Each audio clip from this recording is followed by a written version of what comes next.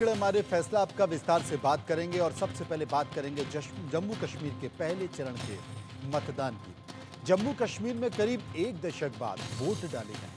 विधानसभा चुनाव में अपनी सरकार चुनने के लिए लंबी लंबी लाइनें दिखाई दी। टेरर पर वोट भारी नजर आया।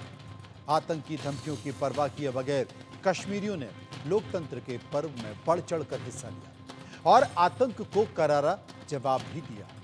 इसके पहले चरण में जम्मू कश्मीर के लोगों ने दिल खोलकर मतदान किया। पहले चरण में करीब 59% वोटिंग हुई। 7 जिलों की 24 सीटों पर कुल 219 उम्मीदवारों की किस्मत ईवीएम में कैद हो गई। पहले दौर में कश्मीरी घाटी की 16 और जम्मू संभाग की 8 सीटों पर वोटिंग हुई। लोगों ने वोट डाले और विकास को लेकर वोट डाले, बदलते कश्मीर को लेकर वोट डाले और कश्मीर की जो फिजा बदल रही है उसको लेकर वोट डाले। जम्मू कश्मीर में पहले चरण में कहां कितने फीसदी वोटिंग हुई, एक बार जान लेते हैं। सबसे ज्यादा वोटिंग किश्तवाड़ में हुई, करीब 80.06% और 68% वोटिंग हुई है रामबन में, जबकि कुलगामा में 65.1% वोटिंग हुई है। शोपियां में 54.72% वोटिंग हुई है और अनंतनाग में 41.58%, पुलवामा में 42.67% वोटिंग हुई है। लोगों ने अपने मतों का प्रयोग किया है। ये मतदान का विस्तार से चर्चा करेंगे, समझने की कोशिश करेंगे। एसपी वैद्य साहब जो कि पूर्व डीजीपी हैं जम्मू कश्मीर के, major general retired Shashi Asthana भी मेरे साथ मौजूद हैं। उनसे भी हम सबसे पहले बात करेंगे, लेकिन वैद्य साहब से समझने की कोशिश करते हैं। वैद्य साहब, करीब एक दशक बाद जम्मू कश्मीर में विधानसभा चुनाव हो रहे हैं और जिस तरीके से प्रथम चरण में, पहले चरण में लोग अपने घर से निकलकर वोट डाले हैं, शायद ही इसके पहले इतनी बेफिक्री के साथ कभी जम्मू कश्मीर में मतदान हुआ है। लेकिन संकेत दिखाई दे रहे हैं, कहीं पर 80%, कहीं पर 54% तक मत पड़े हैं। और अगर ये मत पड़े हैं, जिस तरीके से यहाँ वोटिंग हो रही है, लोग लाइन में लगकर वोट कर रहे हैं, किसी को कोई डर नहीं, किसी को कोई भय नहीं है, तो क्या इसे जम्मू कश्मीर की बदलती हुई फिजा कहें? नमस्कार मनोज जी। जी नमस्कार। मैं आपसे बिल्कुल सहमत हूँ। ये बदलती फिजा है और इसी बात का डर पाकिस्तान को था। अगर आपको याद होगा, जी।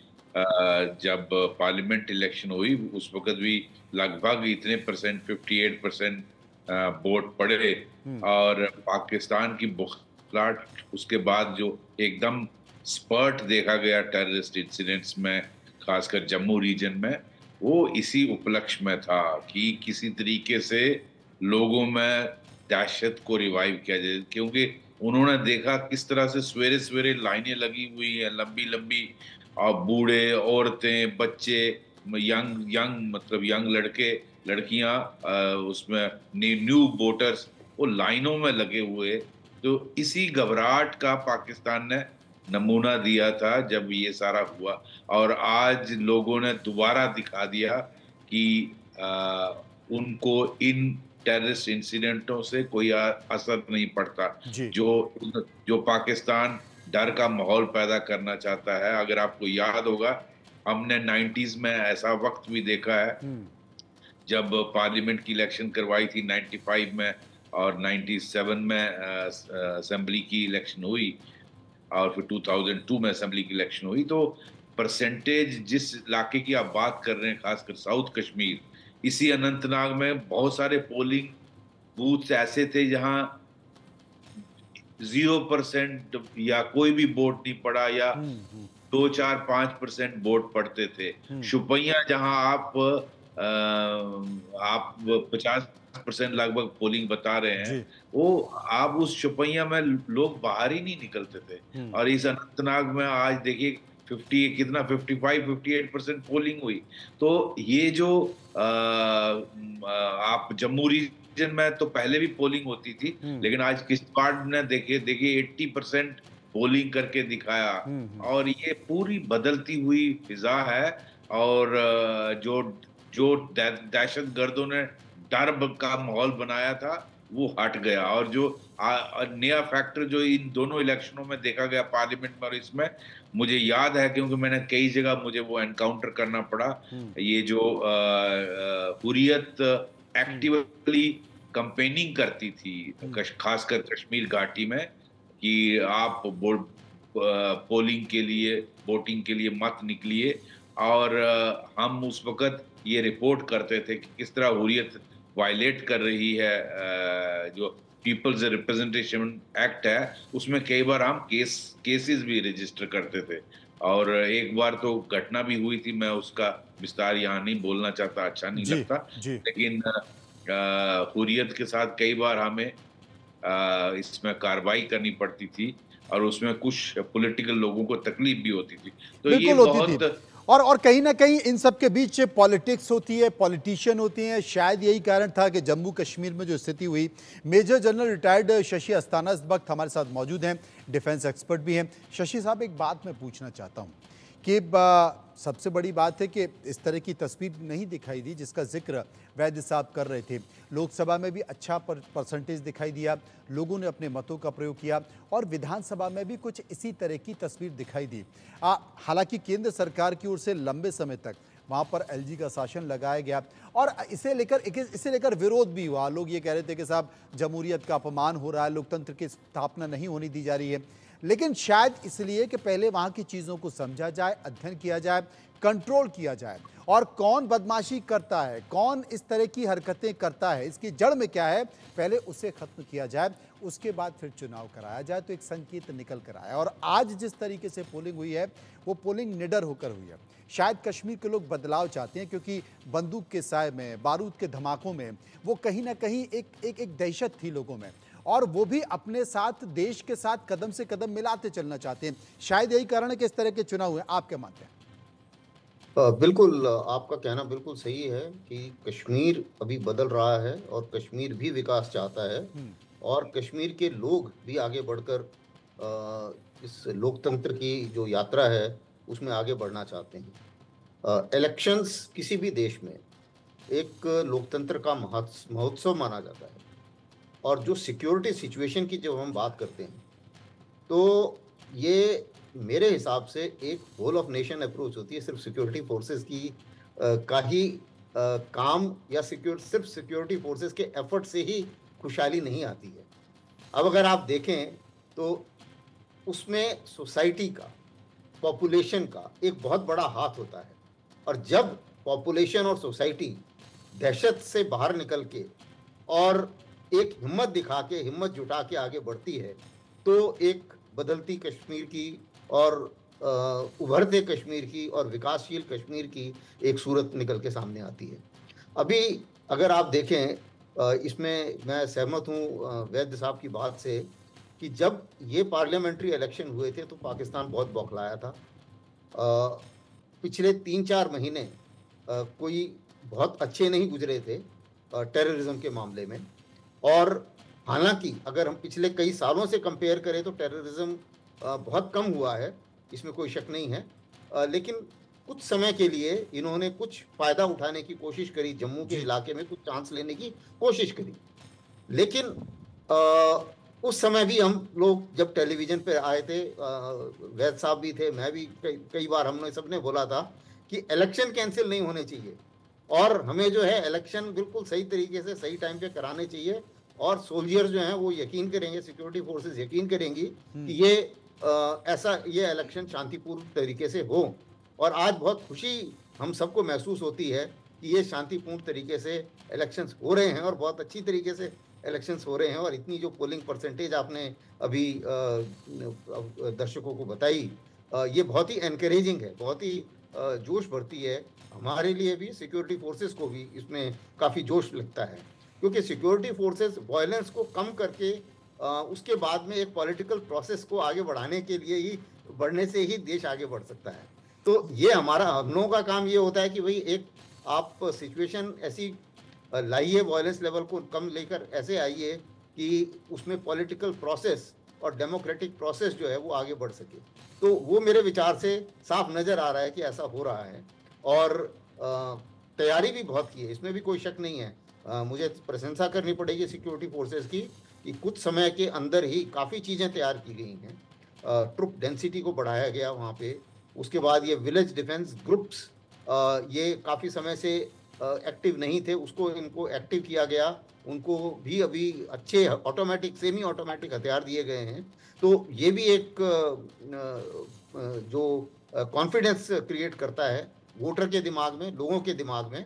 और अभी मुझे लगता है कि ये जो हालात हैं ये काफ़ी हद तक बेहतर नज़र आ रहे हैं, और जो यूथ है वो विकास की तरफ जा रहा है। अब आप इलेक्शन में जीते बिल्कुल कोई आपने भी, सही कोई कहा कि पार्टी चीजें जीते, उससे विकास कोई की फर्क तरफ नहीं जा पड़ता। रही है। एसपी वैद्य साहब हमारे साथ मौजूद हैं। वैद्य साहब, जिस तरीके से पहला चरण हुआ, निश्चित तौर पर पाकिस्तान को कुछ अच्छा तो नहीं लगा होगा। खुशी तो पाकिस्तान में नहीं होगी कि जिस कश्मीर को लगातार वो ये आरोप केंद्र सरकार के ऊपर लगाते रहे कि वहाँ पर दमन किया जा रहा है, वहाँ के लोगों को डराया जा रहा है, वहाँ के लोगों को धमकाया जा रहा है, बंदूक की नोकों पर सरकार अपनी बात वहाँ पर मनवा रही है, प्रशासन दादागिरी कर रहा है। लेकिन जिस तरीके से चुनाव हुए हैं, लोग लाइन में लगे हैं, लंबी लंबी कतारें देखी गई हैं, किसी के चेहरे पर कोई डर नहीं, कोई भय नहीं था। वो संकेत अलग है, कौन जीतेगा कौन हारेगा वो बात की बात है, लेकिन चुनाव होना और उत्साह के साथ होना, लोग घर से अपनी मर्जी से निकलना, वोट करना, ये संकेत पाकिस्तान में कैसा जा रहा होगा?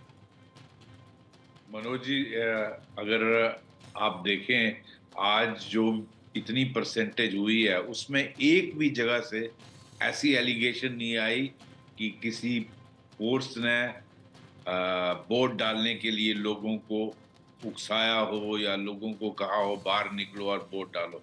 अगर आपको याद होगा 90s में पाकिस्तान ऐसी एलिगेशंस लगाता था, क्योंकि कई बार 90s में इतना डर का माहौल पैदा किया था, और डर टेररिस्टों की तरफ से होता था, ना कि फोर्सेस की तरफ से। तो फोर्सेस को या पुलिस को इनिशिएटिव लेना पड़ता था लोगों को, कि वो लोग डरते थे कि अगर हम पोलिंग बूथ पे जाएंगे हमको टारगेट किया जाएगा। जी। और पुलिस या आर्मी या सीएपीएफ कहती थी भाई आप निकलो, हम यहाँ हैं, आपको घबराने की बात कोई इशू नहीं है, आप घबराइए मत। तो वो मैं अर्ली 90s की बात है। आज उसकी भी जरूरत नहीं पड़ी, लोग वॉलंटरली सवेरे सवेरे लाइनों में लगे। और इसमें देखने में आया, एक तो कहीं भी पूरे साउथ कश्मीर में कहीं से भी इस तरह का रिपोर्ट नहीं आया कि पुलिस ने या फोर्सेस ने लोगों को कहा हो कि बाहर निकलिए और वोट डालो। नंबर 2, इतने परसेंटेज इतना एनकरेजिंग है, ये पूरी ऑलमोस्ट नॉर्मल है पूरे देश के लिए। इतनी परसेंटेज 58% अगर पूरे देश का देखें तो एवरेज आता है। दूसरा, जो मैं कहता हूं, जो पाकिस्तान और उनके स्टूजीज ने और टेररिस्टों ने यहाँ लोगों में दहशत फैलाई थी, वो उसका काफी हद तक जो 370 हटने के बाद वो जो इकोसिस्टम था उसको तोड़ा है, और उससे ये डर का माहौल लोगों के दिमाग से निकाला गया है। और ये उसी का नतीजा है कि आज आप इतनी हाई परसेंटेज देख रहे हैं। और ये बहुत बड़ा तमाचा है, थप्पड़ है पाकिस्तान की डीप स्टेट पे। उनको आज मुझे लगता है उनके पेट में खलबली मचेगी।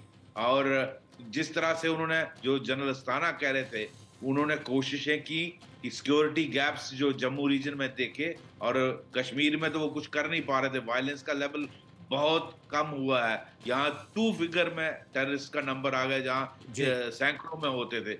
और जम्मू रीजन में जब उन्होंने ये इस तरह के इंसिडेंट और आर्मी पर अटैक रजौरी पुंछ में पहले शुरू किए, फिर बाकी जिलों में किए, और उसके बाद भारत को जिस तरह से रिस्पॉन्ड करना था, यहाँ आर्मी चीफ आए, यहाँ सभी सिक्योरिटी फोर्सेस के चीफ आए, इंटेलिजेंस एजेंसीज के चीफ आए, on the directions of the honourable prime minister home minister. और यहाँ जो करना जरूरी था, फोर्सेस की मूवमेंट करनी थी, वो सब किया गया। वीडीसीज को, एसओजी को दोबारा रिवाइव करने की कोशिश की, जिसे कहते हैं कि फुल प्रूफ व्यवस्था यहाँ पर की गई। शशि साहब हमारे साथ मौजूद हैं। शशि जी, मतदान के पहले कुछ ऐसे संकेत जरूर नजर आ रहे, जम्मू रीजन में जहाँ की शांति हो चुकी थी, वहाँ पर आतंकवादी घटनाएं करने की कोशिश की गई, पाकिस्तान की तरफ से घुसपैठ कराने की कोशिश की और तमाम सारे आतंकवादी गए। उन्होंने इस तरह की घटनाओं को अंजाम भी दिया, डराने की कोशिश की कि देखिए जब हम सेना के जनमाननों पर हमला कर सकते हैं तो फिर जनता पर या लोगों पर क्यों नहीं कर सकते। लेकिन उसके बाद काम नहीं आए और चुनाव बहुत शांतिपूर्ण तरीके से दिखाई दिए। कुल मिलाकर आप क्या मानते हैं कि अब जो आवाम है, जो जनता है, वो चाहती है कि राष्ट्रीय मुद्दों पर वो भी देश के साथ खड़े हों, और जो रीजनल पार्टी है, रीजनल पार्टी जम्मू कश्मीर की, वो हमेशा जम्मू को, कश्मीर को नीचे खींच कर लाती थी, ज़मीन में खींच कर लाती थी, जबकि उसे आसमान में होना चाहिए था, क्योंकि ये भारत का ताज है। झटका लगेगा उन लोगों को, और ये चुनाव में अगर सफलता है, मतदान में सफलता है पहले चरण में, तो ये माना जा रहा है कि आप अलगावादी हैं, आपकी विचारधारा है, आपकी सोच भी अलग है, लेकिन आइए ना, चुनाव में भागीदार कीजिए, चुनाव लड़िए और आप जीतिए। कौन कहता है? रशीद इंजीनियर इसका उदाहरण है। बिल्कुल। ये जो अभी जितने भी कश्मीर के लोग हैं, वो भी जैसा कि आपने कहा, देश की प्रगति में भागीदार बनना चाहते हैं, और देश की प्रगति से ही उन्हें भी लगता है कि हमारी भी प्रगति होगी। और उस चीज़ को मद्देनजर रखते हुए ये जो तरीका है, अभी आपने देखा होगा, खुली छूट दी गई है। जैसे कि आपने एग्जाम्पल दिया, सेपरेटिस्ट इलेक्शन लड़ रहा है, इलेक्शन जीतेगा, अगर जीतता भी है तो कोई ऐसी बात नहीं है। ये मॉडल हम लोग पहले देख चुके हैं। अगर आपको याद हो, मिजोरम में MNF किसी ज़माने में इंसर्जेंट ग्रुप हुआ करता था, और उसके बाद में उन्होंने इलेक्शन लड़ा, और इलेक्शन लड़ने के बाद में भारत ने देश के तौर पे उनको एक मौका दिया। उसके बाद में उनका चीफ मिनिस्टर भी बना, और उन्होंने फिर उसके बाद में वो बिल्कुल दहशतगर्दी खत्म हो गई। और उसके बाद आज की डेट में मिजोरम सारे देश में सबसे ज़्यादा लिटरेसी रेट वाले स्टेट्स में गिना जाता है। 95-96% लिटरेसी रेट है मिजोरम में, और बिल्कुल पीसफुल हो चुका है। तो ऐसा है कि अगर जितने भी मान लो कुछ सेपरेटिस्ट भी हैं, वो भी इलेक्शन लड़ रहे हैं, अगर वो जीत भी जाते हैं, कल भी किसी टेलीविजन में कुछ लोग कंसर्न दिखा रहे थे कि अगर वो जीत के आ गए तो क्या होगा, फिर आगे सिक्योरिटी का क्या होगा। अरे, भारत बहुत बड़ा देश है और बहुत मजबूत देश है।